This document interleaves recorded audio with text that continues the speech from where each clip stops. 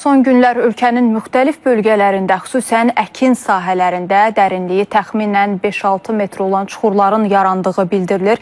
Mütəxəssislər bunu yeraltı süxurların yuyulması və karst relyefinin təsiri ilə izah edir və prosesin Gəncə-Qazax bölgəsində intensivləşdiyini vurğuluyurlar. Ağstafanın Ceyrançöl ərazisində isə suvarmanın artması süxurların aşağı qatlarının yuyulmasına səbəb olur və nəticədə torpaq çökmələri baş verir.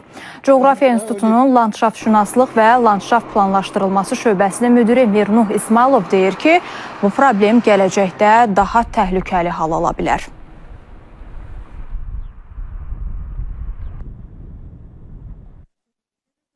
İqlim dəyişmələrinin də burada müəyyən rolu var.